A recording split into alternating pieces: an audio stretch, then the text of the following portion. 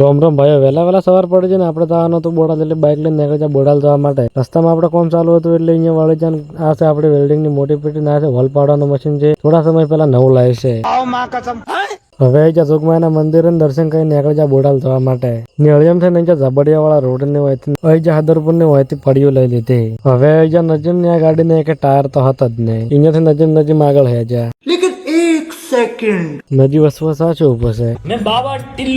હવે આપણે જ્યાં સતરાડા ગોમમાં અને સતરાડા ગોમમાં થઈ જાય બોડાલ શંકર ભગવાનના મંદિરે. બોડાલ થી જગ્યાએ હતા એ જગ્યાનો વિડીયો બનાવ્યો નહીં. જ્યાં વળતા પાછા અહીં જ્યાં બોડાલ ગોમમાં અને વહીથી અહીં જ્યાં નજીમ અને ટાયર વગરની ગાડી જઈને ના જોઈ હોય જોઈ લ્યો. આ જગ્યાએ ખટારા એટલે રેત ઉડાડે છે કે આપણે અઠવાડિયાથી નાયા જ ના હોય એવી હાલત થઈ જાય છે.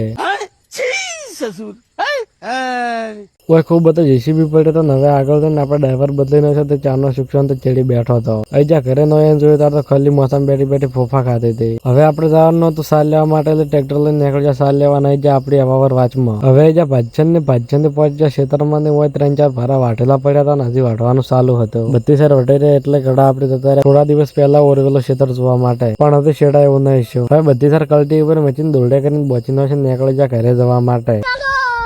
અજા ભાજન બધી શેર કલ્ટી ઉપરથી પડતી કરી. તમને મારો વિડીયો પસંદ આવે તો લાઈક કરો, કોમેન્ટ કરો અને ચેનલ સબસ્ક્રાઈબ કરો. જય માતાજી.